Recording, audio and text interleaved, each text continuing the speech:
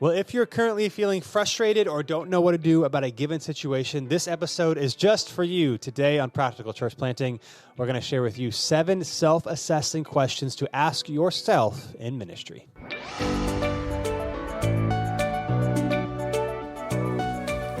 Well, hey, welcome to Practical Church Planting. My name is Brian, and with me today is Dylan. And on today's episode, we are going to talk about 7 self-assessing questions to ask yourself in ministry. And this episode is brought to you by the Practical Church Academy. You can go to practicalplanting.com and click Join the Academy. We will get monthly training videos from me, also weekly little short training videos. You'll have access to ask me your specific questions about your ministry context. And April's ministry training, the large one I do every month, is on your email and calendar.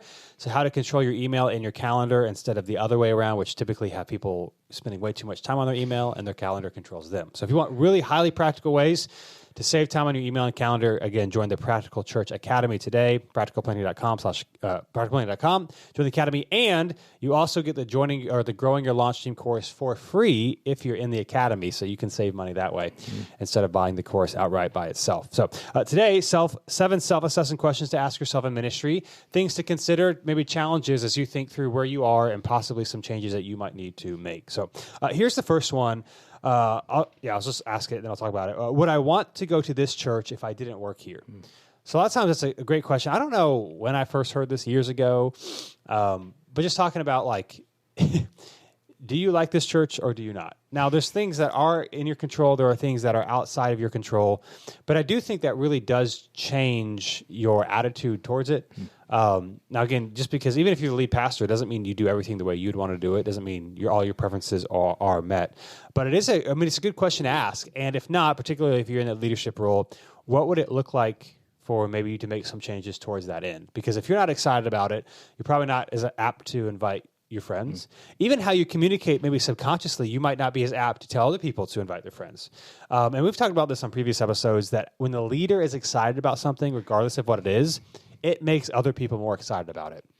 So what are the things that maybe make you, disgruntled, unhappy, discontent? And again, you can't make it everything ideally the way you would want to do it. But would I want to go to this church if I didn't work here is often a great question to ask to see where changes might need to be made. And to add to that, not like getting you to leave the church that you planted, but I had to ask myself this question as just of a partner with the church. There were some changes. They weren't like wrong changes, just wasn't lining up with maybe the philosophy of ministry I had at that time. And so, ended up moving on to somewhere else because it was one of those things where like I didn't feel comfortable inviting someone to my church, so obviously my solution was different because I wasn't in leadership, but this is a great question to ask because it's really hard to be on board, really hard to get excited if it's like you're trying to ask people to come, but you wouldn't. Right. So it's kind of not hypocritical, but it's like, that should raise some red flags. This is particularly helpful for people that are maybe wanting to plant a church. I've shared on this podcast many times, one of the biggest things I would do different is I did a church planting residency, and I would have just done it somewhere else. I would have spent more time trying to figure out what worked theologically, what I liked, whatever. And you're not going to find the perfect church. I get that. This isn't about like you thinking you know everything better. But it's like the church that I did the residency at that time, I actually would not have gone to that church. Like I only went there because they said you could do residency here, and I just like, sure. And so that makes a big difference. And so if you are maybe considering doing a residency somewhere or wanting to learn or to train, the question is, well, maybe you should go to a church that you are excited about or that you want to do like your philosophy of ministry, or you want to practically want the church that you might lead one day to function somewhat similarly.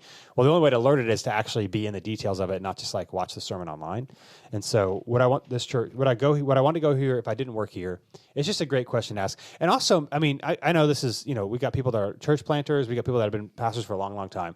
And perhaps you're sensing a call or a leading or have offers to do something else or go somewhere else or go to a different church, because I was talking to a guy last week who's trying to consider some of those things. The church that he planted like 10 years ago, he's considering, moving on from that, and not because there's anything wrong there, but just something else. And it's like, as he's talking to these other churches, it's like, well, would I want to go to that church? It's a good question. Now, again, you might tweak and change some things, but generally speaking, are you actually excited about it? So that's just a great question to ask if you feel stuck or frustrated.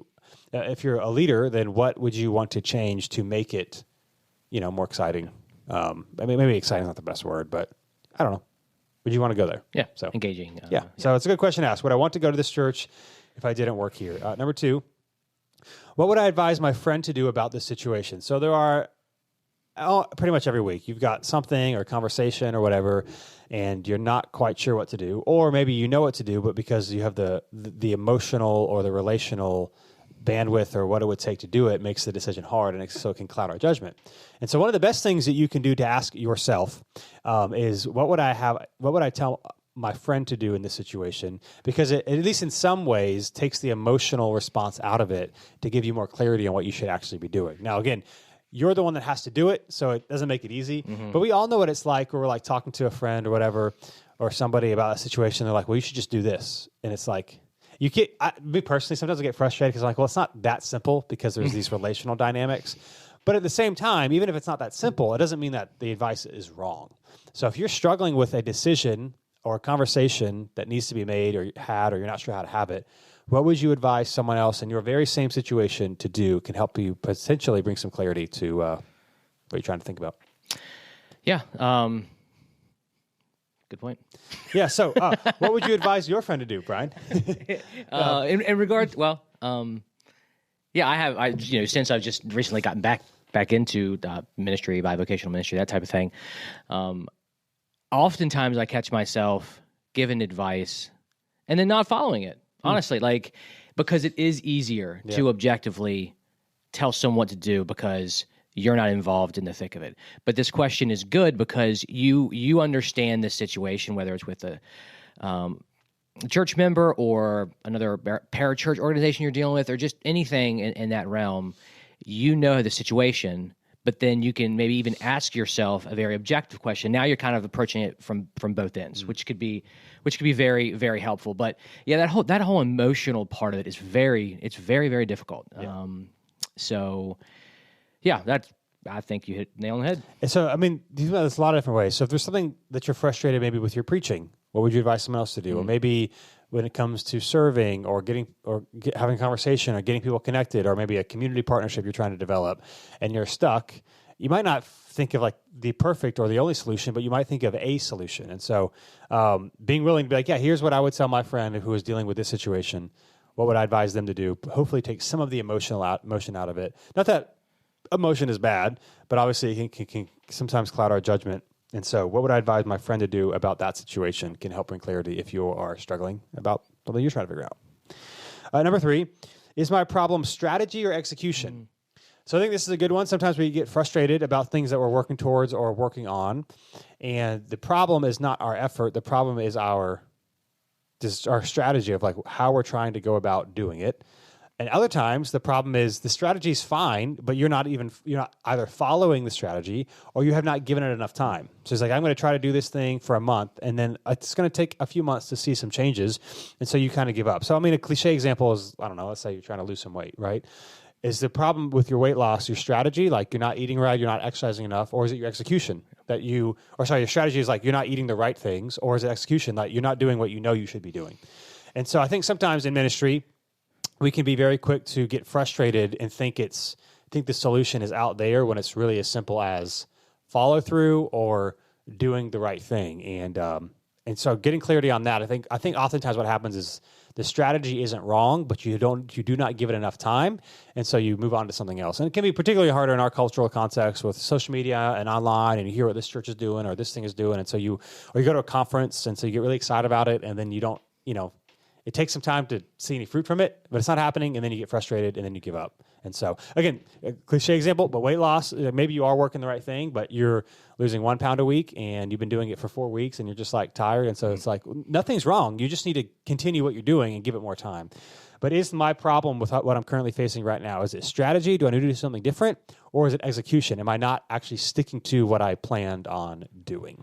And I would say there's almost like not to complicate things, but like a third aspect is you have your strategy, then maybe you have your plan on how to implement that strategy, which some could see as execution, but then it's actually like doing that plan. So I know for me, a lot of times I get really excited when I have new ideas, new plans, new goals, and I just sit there because far away, these are good ideas. They're awesome. I think they're going to be successful. Yeah. I'm afraid they'll fail, which is why I don't do them. Yeah. So then it's like, well, let's find something else. It's like, well, I didn't even test that one, So it definitely was a not implementing my strategy properly. So I kind of stalled, not even at the strategy area, but also the execution. So now I'm kind of like in limbo. Yeah. Yeah. So again, that's like, I'm really excited. I'm not going to do anything about it, or I don't do enough about it. The execution would be off there. So like, again, think about it in your church context, maybe groups. Maybe you don't have as many people in groups as you would like. Well, is it how you were going about talking about groups? Or is it how you're actually doing groups? And so like maybe how you talk about them needs to change, or maybe how you talk about them needs to be consistent over the long haul. So maybe you talk about groups like once a month, or maybe you have the next step person and there's not common language. And so one person explains a community group or a small group, however you call them, like this, and the next one explains it like this. And it's just very confusing. Like the strategy of how to get connected to a group is confusing. Or are you not like executing your plan long enough to see what could happen? So again, group examples, like when it comes to multiplication of groups or starting new groups, we've talked about in other podcasts how we don't, generally speaking, multiply groups. We kind of cap them and make new leaders. But a lot of times it's very haphazard. It's like you want more groups, but you want to multiply groups. So then you get groups that are too large, and then they don't really want to split. And so it's like instead of starting new groups, you get these groups that get too big, and then they aren't as good as they used to be because there's too many people in them. And it's like, what do you have? You got to figure out what your strategy with groups is, and then you have to stick with it. I would even say with preaching. So like getting on a schedule, practicing, or calendar, or like what your weekly rhythm looks like. Is your strategy like whenever I can get to it, I don't really have like a consistent strategy, and that might be why your sermons aren't as good. Or maybe you have thought, maybe you've joined the Practical Church Academy. In Marches, my training was on effective sermon prep, and maybe you have a plan, but every week it's like some weeks you do it and some weeks you don't do it. Well, it's like, and so you're not seeing results because you have not executed correctly. So if you're facing a challenge currently in ministry or even personally, the question is it strategy or execution? Because the answer to that would determine what you actually need to change. Would you say with strategy and execution, do you see one more often than other as far as like the issue? I don't know. I feel like I think it's probably, I mean, I guess the execution is what I would say. I mean, it probably a little bit depends on personality. Yeah. I think we can get really excited about what we want to do, and then we don't stick with it long enough. And so then we think the strategy is wrong when it's like, well, we didn't do this. We didn't give it months or a year plus. And so, like some things, when you start new initiatives at your church, you have to talk about them and do them for a while before they catch on. Like there's this advertising thing. I don't know what it is, but I remember I've heard this multiple times, read it. So anyway, something to the effect of like, people need to hear something like 7 times before it really like gets ingrained in them. And so part of like these really big brands like Coke and Pepsi or McDonald's, they run ads a lot, not because people haven't heard of them, but because they want to consciously or subconsciously just stay in the forefront of your mind. And so their ad running is not necessarily to reach people who haven't heard of them, because most of us have, but it's like you want to keep thinking about it. And so even like Facebook strategies or like social media marketing or stuff like that are different ways, touch points in your community. It's like you'll run a Facebook ad and you won't see any results. And so you'll stop doing it. But it's like, well, that's just one touch point. People have to see things multiple times before they buy something. And so again, it just talks about like when people sell products online or something like that, you have to talk about it a lot. You can't just talk about it once or twice. And so people need to see it a lot, which comes to execution. It's like the strategy is not bad. You just haven't run the play long enough. So if you're trying to do something with groups or discipleship or changing how you're preaching or your health or whatever, I think oftentimes you just don't stick with it long enough to see the results. And so you change your strategy too soon, or just give up. Isn't it called like the virtuous cycle? I think is a term I've heard where it's like you have these multiple touch points. So you're doing your Bible in your minutes. That's kind of one thing. We say similar things like try 3 at New City from the stage on Next Steps. We have your newsletter. We have some emails I send out. It's all these different touch points that are going to move you from, I think, strategy to execution. Yep. So you just want multiple touch points and not giving up too soon. And so if your frustration is lack of results, the question is your strategy wrong, or have you not run the play long enough to see something? So that was number 3. Number 4, do I need to try harder or try something different? So again, I mean, maybe this is somewhat similar to the first one, but it's like, do I need to try harder on this? Like I'm not actually giving it maximum effort, or do I need to try something different? In other words, maybe this is not the right example, but like try work harder, not work smarter, not harder. Yeah, that's what I was thinking. But it could be that what you've decided to do is smart. You just haven't given enough effort. And so, again, so exercise is an example. I mean, maybe it's a cliche example, but do I actually when I go to the gym and I'm there let's say you're there for 45 minutes, are you actually exercising, working out for 45 minutes? Or is it you're between reps, you check your phone for a minute every time and then you're only working out for 15 minutes? In that case, you need to work harder. It's not that you need to try something different. You actually just need to put in the effort. But maybe you are putting in the effort and you're not seeing results. Then you need to try something different. So actually, I'm thinking about this right now because I'm literally in real time. I'm doing this. I've been going to the gym for 3 or 4 years, about 2 to 3 times a week, and it's just to stay healthy. And I hate it. I dread it every day. I'm just I don't want to go, whatever. And so I'm I need to do something different. I want to exercise more regularly. And I'm not, at least this season, I'm just not going to drive to the gym 5 days a week. I'm not going to do it. And so I got into jump roping. Well, my wife actually started jump roping last year. And I was like, yeah, I guess this is something I could do at home or whatever. And so for me, it was, you could say it was try harder, but I needed to try something different that I didn't dread and that actually would be more consistent with it to stay healthy and I actually find this enjoyable and maybe a little bit more measurable. I just never enjoyed going to the gym. And again, a lot of it was I didn't really know what I was doing. But I also I didn't care enough. And so you have to find something that you actually care about, so you're actually going to do it. So I think, especially in ministry, it's really easy to be well, this person does it this way, and so I need to do it this way. But if you don't have a desire to do it that way, then it's not going to work. Yeah. And so, trying harder, for me, I need to try something different. Now, I need to try hard in this. I need to keep up with it. But that was the problem was not effort. It's just I didn't like it. How long can you jump a rope? How many seconds? As of recording this, I started this 5 days ago, and my thing right now is I'm trying to get to be able to do it 30 seconds without messing up consistently. So it's not a stamina thing. It's just the rhythm. Yeah, well, it is. It would be a stamina thing if I could do it long enough. So today was my best day. Okay, and I had a couple of about 20 seconds without messing up, and then I was like, okay, I'm tired. The goal for me right now is to get to if I could do multiple 30-second reps, which I would not be able to do even if I were able to not mess up. And so, but yeah. Sorry. So anyway. We talked about that yesterday. Yeah. The way you mentioned it was you were a little sheepish. Yeah. Man. And so I just thought I'd put you on blast. Yeah, so I'm not good at it right now, but I will be. Ask me again in a few weeks. Okay. I have a better plan. Yep. And so, try harder. Again, to be honest, you asked last time, the previous question, is it probably a strategy or execution? I think execution. Yes. Is it, I don't know if you're going to ask this one, but do you think the bigger problem is trying harder or trying something different? For this one, I would say trying harder. I don't think it's just a ministry people are lazy. I think, generally speaking, not that people are lazy, but that we can work harder than we think that we can. So one of my kind of soapboxes in ministry, just because I'm in ministry, but it could be anything, is we have plenty of time in the day to do everything we need to do and not be stressed out.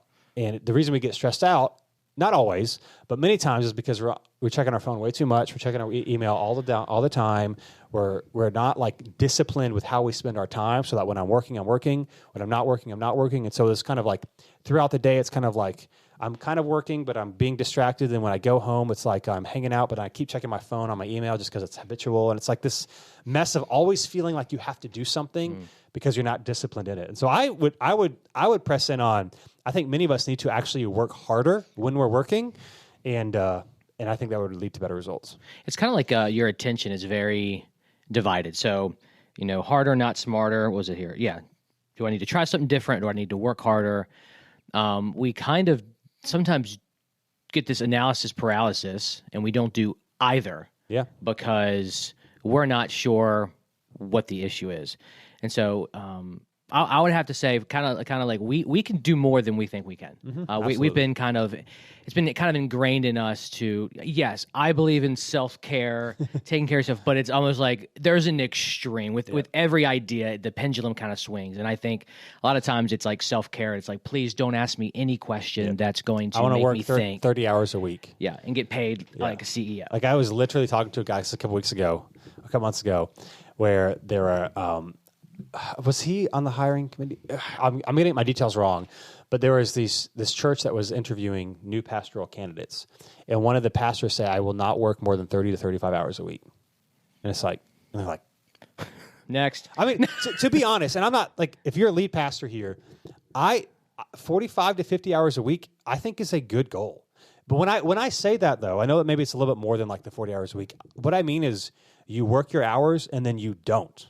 And I think that's better. So one of our staff values at New City is that we work hard and we rest well. Part of working hard means you rest well. So you work hard and you focus, and then you take time off. So Brian just turned 40. Woo. And so he partied hard this week.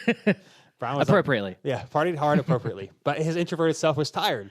And so he came in later today, which is like, that's fine. Now, maybe that's partying hard and resting well. But it's like, that's life, pieces of life. You only turn 40 once. And so, but like, that's an example of like, okay, I'm gonna sleep in and rest a little bit, but I'm probably gonna be even more focused today to get the things done I need to get done. And so I think we need to work hard when we're working, and then we actually need to rest when we're not working. Not when I say like 40 to 50 hours, I mean like, I don't mean like really like 70-ish because you're not really focused all the time. Like work when you're working and then be done when you're done. Yeah.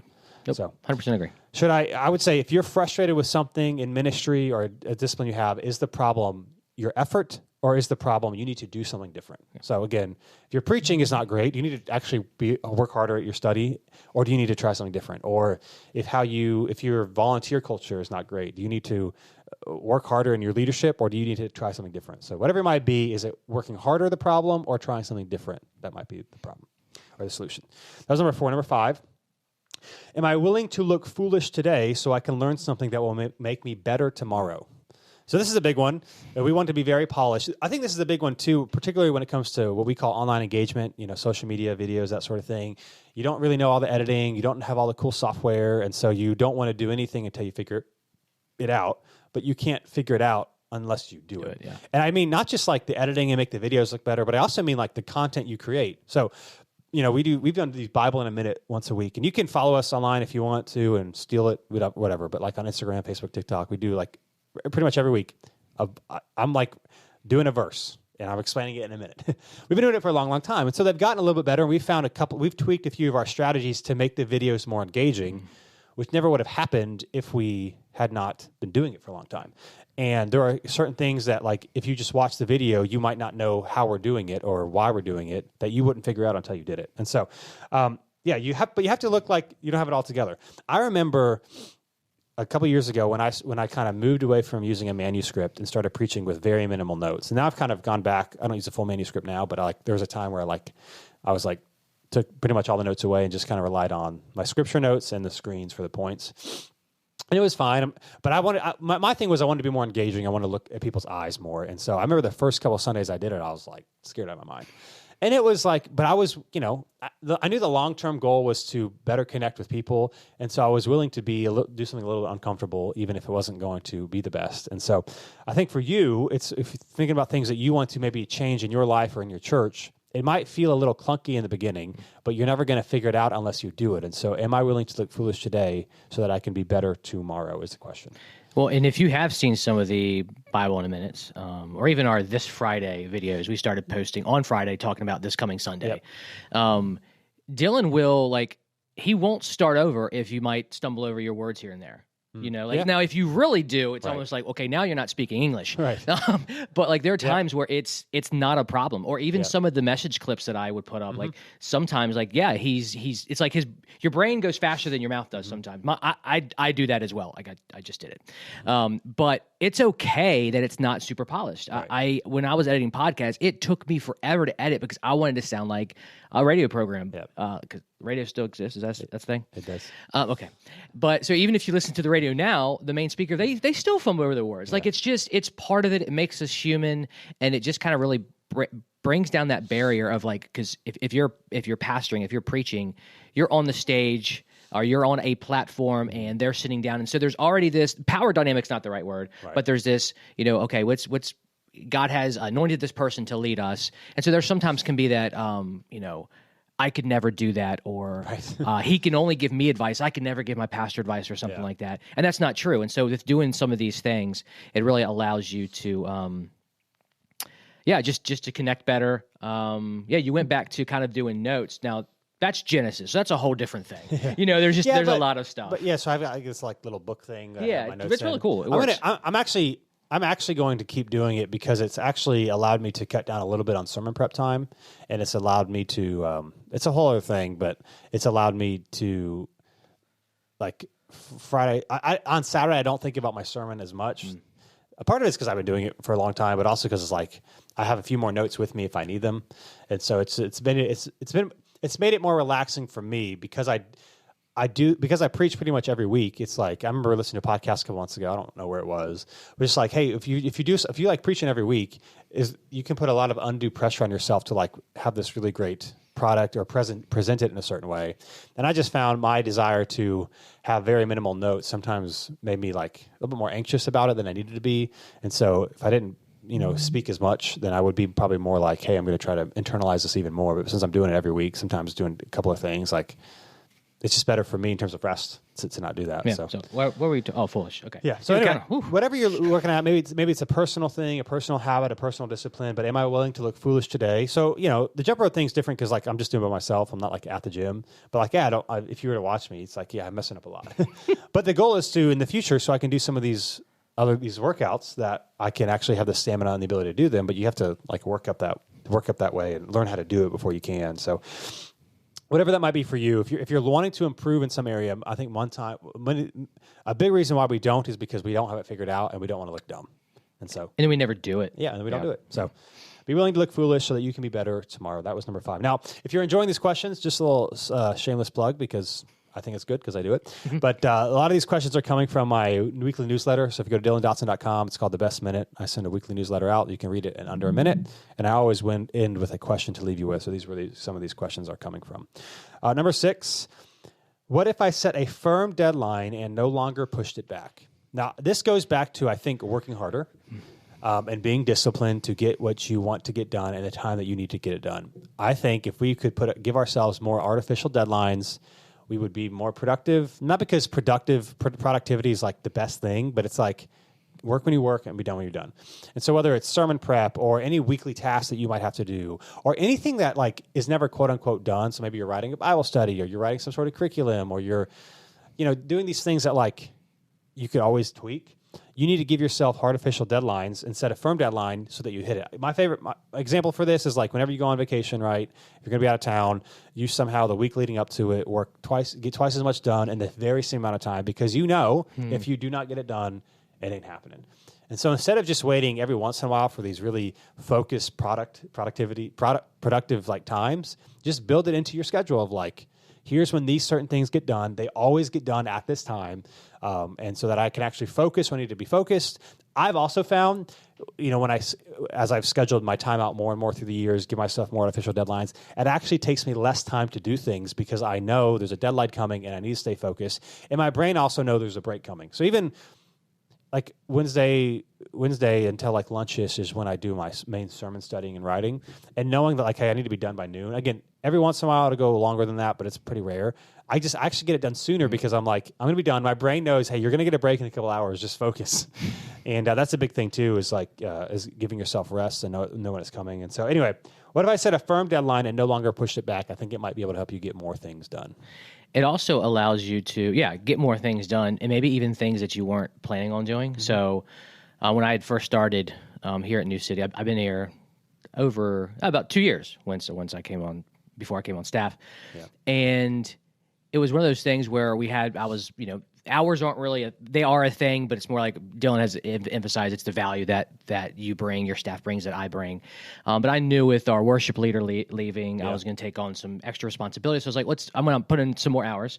But having those artificial deadlines, like this video here goes live, usually we record a week early, but I have it all ready to go up to go on YouTube a week prior. Yep. And I don't have to have it there, but I tell myself, no, it's in my Todoist. Yep. And what that allows you is, yes, you get to accomplish a lot more in a short amount of time with artificial deadlines, but when something comes up unexpected, we're celebrating 6 years, and we take a bunch of snippets of church partners saying, one way New City has impacted us, I have that to do, which is outside of my normal scope of weekly activities. But as long as I'm setting those artificial deadlines, I'm going to be able to do that without having to work more than I usually do. And the nice thing, too, about having artificial deadlines and things you do at the same time is that it becomes a lot easier to move them around when you need to. So, as of recording this coming Sunday, which I guess the Sunday after, if you guys when this goes live, the Sunday that just passed, we celebrated 6 years, and then we have Easter the next week. So we got a couple extra things, or if you're going to town or whatever. Because there's certain things I do at certain times, and I know how long it takes me. I can move them around if I need to. So I think next week is, as recording this, or 2 weeks from now, is spring break. And so we're going to go out of town with our kids for 2 days. We're going to go, I don't know, we're figuring something out.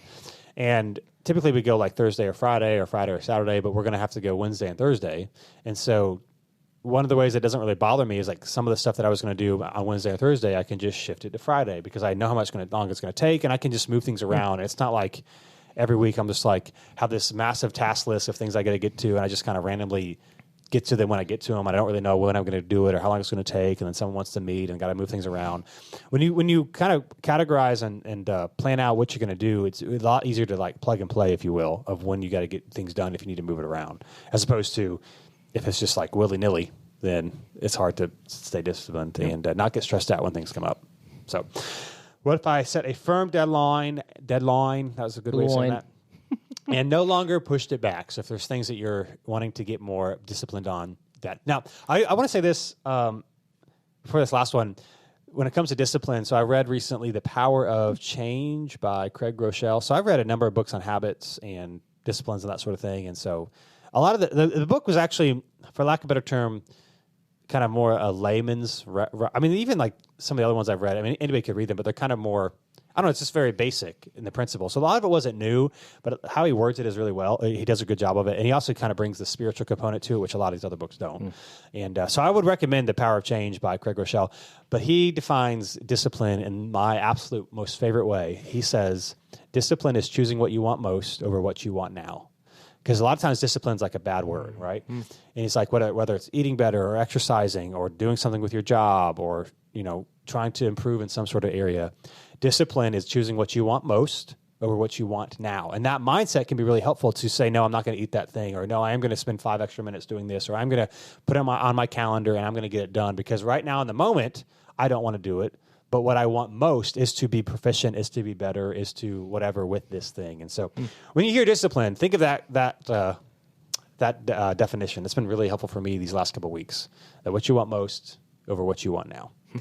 And last but not least, what do I have planned this week that energizes me? So again, some of the drag in ministry, and not just ministry, I think just for people in general in our culture today, is we don't have things that we look forward to. Now, things we look forward to does not have to cost a lot of money. You have to have hobbies, and I've gotten bigger over the years. I mean, everyone says this, especially in ministry, you need hobbies. And I was like, yeah, but I didn't like really have any. And then a couple of years ago during COVID, I bought an Xbox, and then I started woodworking, and then I started like, griddling, and so like I have all these things which is funny, right? I bought an Xbox when I was 30, and I didn't have one since I was like 15.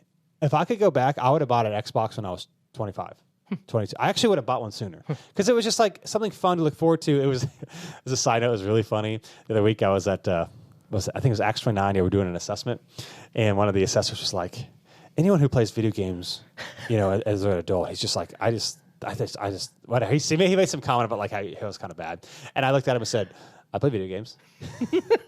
That guy. but I mean, it's different. It's like I'm not like 24/7, but like I don't like, it's not an embarrassing thing to think for me. It's like, yeah, if I want to, there's only like certain times or days that I would actually do it if I want to do it.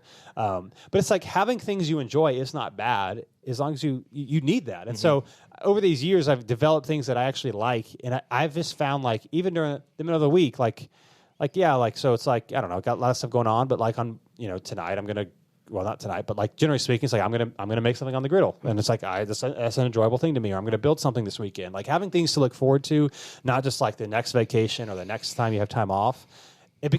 Life becomes a much more of a drag when it's like you don't have anything to look forward to. At least for me, for those of you that are familiar with like the Strengths Finder, it's like a list of like 40 something strengths of like, and it gives you your top 5. And I've done it a couple times over the years, and my number one has always been futuristic. So I very much think about the future. So it's really helpful for me to have things, even in the short term, that make me excited because I'm, have something to look forward to. And so I would try to think of small things that you actually like and enjoy, and then making sure you're doing them. That will help you not be as, I don't know. It would give you energy even when ministry can be hard. Yeah, I would say for me, like I've got Tangerine Games, plug, Yep. My board game company, and that's exciting. But it is still also kind of work. Yeah. And sometimes those things can be the same. Yes, they can. And there's definitely things I have to do to make sure it doesn't get into. I've talked to some board game publishers where it's like, this was fun and now no longer is. It's like, well, what could you have done differently and energize yourself in another way? So like what you love doing, there's gonna be something like I love tennis, but there are times where I need to take a break for a week because I'm getting frustrated because I'm costing too much money replacing my rackets. But even video games could just be, for me, I like to lose myself in like, I don't play like, I don't know, the Call of Duty or games that like look real because I want to escape into a world that doesn't exist. But I have to determine which game I want to play and how often, because again, could break controllers. So Dylan's really good at Ultimate Chicken Horse. Is that what it's called? Yeah, Ultimate Chicken Horse. You destroyed me in that. Anyway. Yeah, that's fine. What was the direction I was? Oh, so I can be very anxious. This weekend was great. I'm usually an introvert where like I love being with people, but they kind of drain me of my energy. I was fulfilled all week. Dylan was like, "We're having a party for you. We're gonna get together." He told me. I was like, "Okay," but it was really great. But what I'm trying to figure out is I would like to have another type of hobby that is separate from all of the things, even where it doesn't intersect with friends or people at church or people with board games. And I'm looking at maybe I've always wanted to do cartoon strips because I feel like I'm kind of witty. But anyway, I get excited about let's go to the library and get this book and let's see how you do that. And even if I do that Thursday, it's like, okay, well, next Thursday I'm going to do the same thing.